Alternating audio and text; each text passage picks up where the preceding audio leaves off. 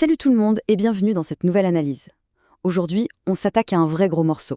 On va parler de ce qu'on pourrait carrément appeler le boss de fin pour les réseaux de neurones informés par la physique, les fameux pins. Oubliez les petits cas d'école bien sages. Là, on passe aux choses sérieuses, avec un véritable monstre mathématique, un de ceux qui ont forcé toute la communauté de l'intelligence artificielle à se surpasser. Prêt à décortiquer tout ça? C'est parti. Bon, plongeons tout de suite dans le vif du sujet. Il faut bien comprendre que les enjeux autour de cette équation sont absolument colossaux quand on parle de modélisation physique. Réussir à paramétrer une architecture capable de dompter ce benchmark, c'est une véritable consécration. Ce n'est pas juste pour faire joli dans un article scientifique. C'est la preuve irréfutable qu'un modèle d'apprentissage profond a enfin pigé comment naviguer dans un environnement régi par une physique extrêmement instable. Au programme de notre exploration aujourd'hui, on commence par le test ultime, ensuite l'anatomie de l'équation, la formulation du PIN, les fameuses pathologies, l'optimisation en 2 étapes, et pour finir, ce qu'il y a au-delà de Burgess. On attaque la première partie, à la découverte du test ultime des PNN. Petit rappel historique, le papier fondateur de Raisi sur les PNN n'a vraiment pas choisi cette équation par hasard. Elle a servi de démonstrateur principal, une sorte de vitrine mondiale pour prouver que l'IA ne servait pas qu'à reconnaître des images. Non, elle pouvait s'attaquer à de la vraie physique fondamentale, de la physique dure. Et voici donc notre fameux champ de bataille, l'équation de Burgers. On travaille sur des frontières très précises ici, un domaine spatial qui va de -1 à 1 et une fenêtre de temps allant de 0 à 1. Et pour pimenter un peu le tout, le réseau doit apprendre en partant d'une condition initiale bien spécifique, une simple onde sinusoïdale négative. En gros, c'est le point de départ super calme avant que le chaos mathématique ne prenne complètement le dessus. Ce qui nous amène à la partie 2, l'anatomie de l'équation de Burgers, et cette idée de tir à la corde. Parce qu'avant de lancer le moindre algorithme d'optimisation, il faut absolument comprendre la tension structurelle interne qui va littéralement torturer notre réseau de neurones tout au long de son apprentissage. Et c'est là que ça devient fascinant. L'équation elle-même abrite un vrai tir à la corde physique. D'un côté, on a le terme de convection. Son boulot, c'est de transporter l'onde, ce qui crée inévitablement une onde de choc violente avec des gradients hyper abrupts. Imaginez une énorme vague qui s'écrase. De l'autre côté, on a la diffusion. Elle, c'est tout l'inverse. Elle essaie désespérément d'apaiser et de lisser cette même vague. Mais c'est exactement là que le piège se referme. En imposant un paramètre de viscosité cinématique microscopique, on parle de 0,01 sur pi, on vient intentionnellement étouffer l'effet lissant de la diffusion. La conséquence? La convection gagne le tir à la corde haut la main. La vague se transforme alors en un front d'onde quasi hyperbolique d'une raideur complètement dingue. Et pour un réseau de neurones qui préfère naturellement les belles courbes bien douces, c'est un pur cauchemar. Passons à la partie 3, la formulation de la solution PIN.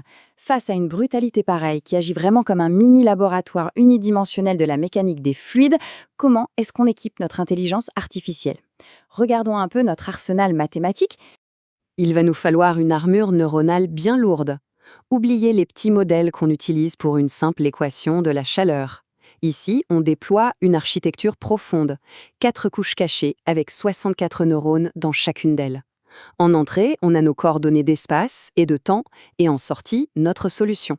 Surtout, la fonction d'activation TAN est sélectionnée spécifiquement. Pourquoi? Parce qu'elle est super efficace pour gérer les variations continues de ces fameux gradients extrêmes. Ensuite, toute la stratégie d'apprentissage repose sur une sorte de liste de contrôle en 3 points. Notre fonction de perte globale, c'est un vrai travail d'équilibriste. Le réseau doit faire un triple saut périlleux. Il doit minimiser le résidu de l'équation différentielle elle-même, respecter à la lettre les bords physiques du système et ne jamais, au grand jamais, oublier l'onde sinusoïdale du départ. C'est un combat permanent. Ce qui nous amène à la partie 4, les pathologies ou pourquoi c'est si difficile. Parce qu'on a beau avoir cet armement lourd, les architectures standards finissent presque toujours par s'effondrer devant l'équation de Burgers, terrassées par des bugs profonds qu'on appelle des pathologies d'entraînement. Et là, il y a une question qui s'impose naturellement. Pourquoi est-ce que l'équation de Burgers est tellement plus difficile à craquer que la chaleur ou poisson? Pourquoi des équations classiques se résolvent en claquant des doigts alors que celle-ci met à genoux les machines les plus puissantes? Eh bien, il y a un coupable, un élément bien caché dans la formule qui sabote tout l'apprentissage.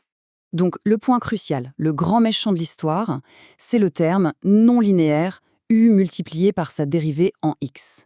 Quand on multiplie deux quantités qui sont en train d'être apprises par le réseau, on prend un espace d'optimisation prévisible et on le transforme en un vrai champ de mine chaotique. C'est bourré de pièges et de minima locaux.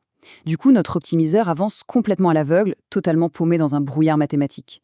Ce simple petit terme déclenche une sacrée réaction en chaîne. D'abord, le biais spectral. En gros, le réseau choisit la facilité. Il apprend que les basses fréquences, les courbes fluides, et ignore complètement le choc. Ensuite, le déséquilibre des gradients. La perte de l'équation principale écrase tout le reste, étouffant les conditions initiales. Ajoutez à ça la disparition pure et simple des gradients et un entraînement d'une lenteur absolue. Le résultat, une solution atrocement lissée qui ne ressemble en rien à la vraie physique. Heureusement, il y a une parade. Partie 5, l'optimisation en 2 étapes. Face à un terrain aussi accidenté, on a très vite compris qu'un seul algorithme d'optimisation, ça ne suffisait plus. Il a fallu sortir un véritable combo, un enchaînement stratégique pour terrasser ces pathologies et enfin faire converger le modèle. L'astuce, c'est de diviser le travail. D'un côté, on a l'optimiseur Adam. Lui, c'est l'explorateur. Il est robuste, il déblaye le terrain de manière grossière et s'approche de la solution, mais sans réussir à capter les détails hyper tranchants du front d'onde.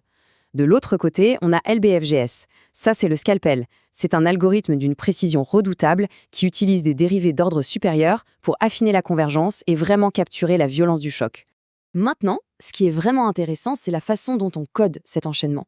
On lance d'abord Adam pour 20 000 époques d'entraînement pour dégrossir tout ça. Ensuite, on passe le relais à LBFGS, avec un taux d'apprentissage de 1 et un maximum de 500 itérations. Et surtout, on utilise une fonction de fermeture, la fameuse closure. Ça permet de réévaluer le modèle à chaque micro-ajustement pour être sûr et certain de tomber pile dans le minimum global. Et devinez quoi?